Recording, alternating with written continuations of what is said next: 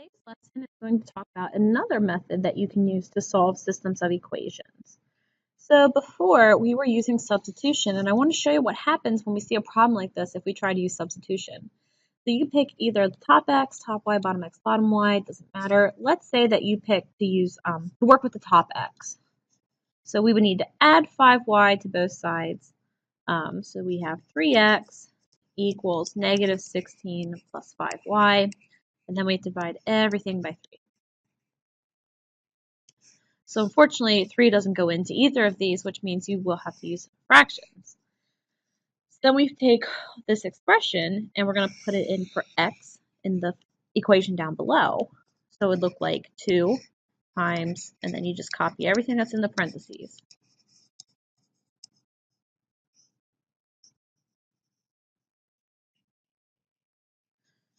And then I'm not going to reach for a calculator because we should be able to do 2 times 16.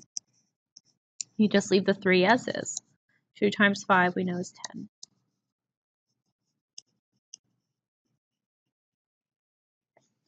So I don't actually feel like adding 32 thirds to both sides. I don't feel like combining 10 thirds and 5. What I'm going to do is I'm going to multiply everything by 3. So we're going to use that LCM trick and eliminate our fractions.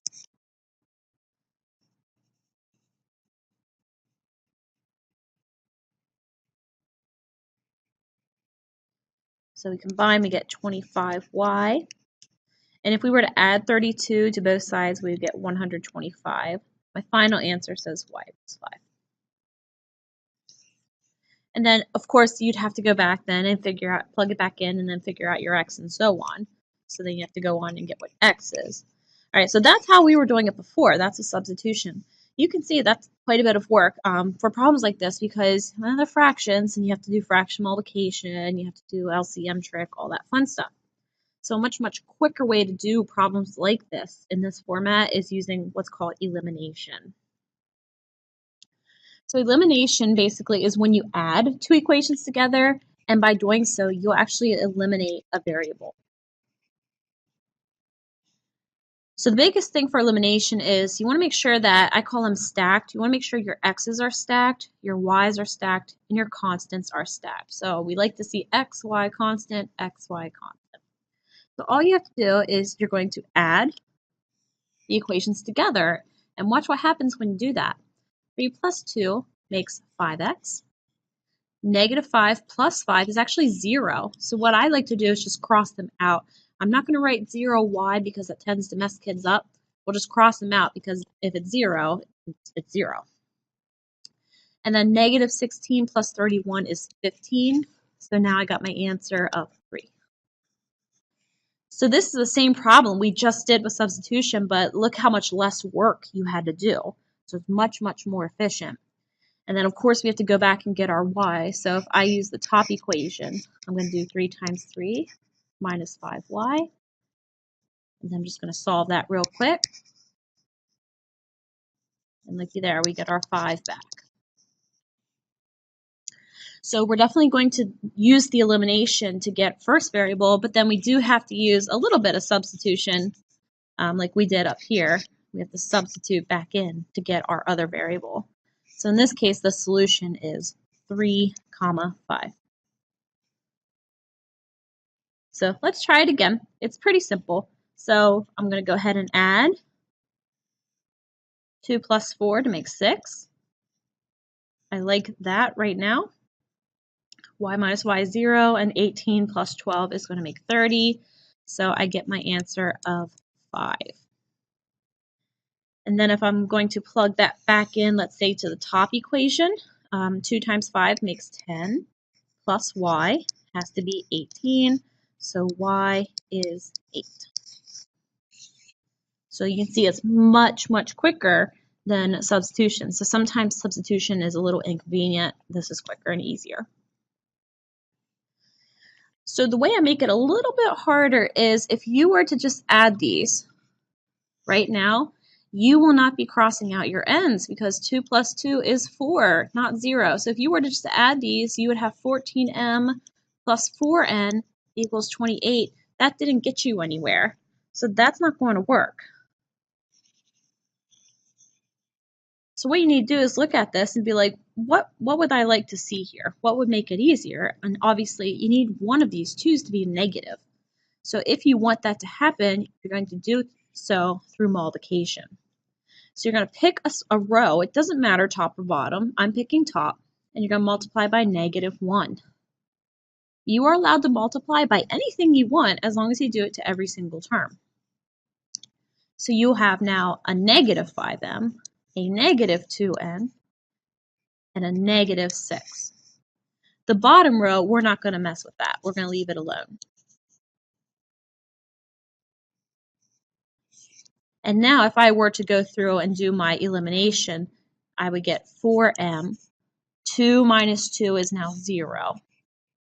And 22 minus 6 is 16, so I get my answer of 4. Go back and put it in. Let's try the bottom this time. So 9 times 4, that's 36, plus 2n equals 22. And just solve that equation very quickly. And we get -7. Try one more time, example 4. So before you start working, you need to observe you're not going to get 0. For the b's, you're going to get -4. So you're going to multiply in your head this time by -1. Let's say you want to change the top.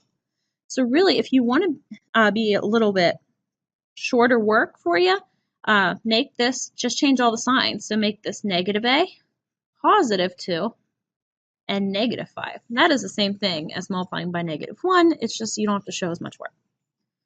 And now you're ready to go ahead and add. So we're going to get a 2a this time. The b's make 0. And a 4. And there you got your answer. So elimination is meant to be very quick. And let's say we put it back into the bottom. 3 times 2 is 6. Minus 2b equals 9. -2b equals 3. And so I get b is going to be a fraction.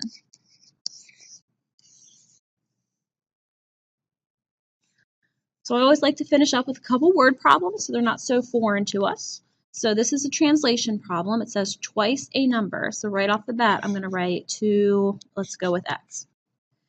Added to, okay, plus a different number. So that means if you're using another mystery number, you need a different letter, maybe like p. And that says it is, so equals 18. So there's your first equation. And then it says 4 times the first. So 4 times the first number that we used was x, minus the other number, which in this case is p, gets you 12. So you can see the way this is stacked, it's already ready to go for elimination, and the p's are even set up to work out for you. So you just go through and eliminate. So I get a nice easy answer of 5. Let's say we use the top equation. 2 times 5 makes 10, plus p equals 18. Okay, so p has to be. The last question, this is a very common question. It says there's 2 mystery numbers, so let's call them x and y. Their sum is 5.5. So that means if you add them, you get 5.5. It also says their difference. Difference means to subtract. And they say the difference is 1.5. So this is sum, this is difference. And you can switch it to y minus x. It's not going to matter. We're going to get the same 2 numbers no matter how we do it. We'll just have different variables with them. That's okay. So it's already set up for elimination. That's great. We're going to eliminate the y's, and we get 2x equals 7. So x is going to be 3.5. So what I'd probably do is stick that into the top equation. 3.5 plus something is 5.5. So my answer for y has to be 2. And that's it.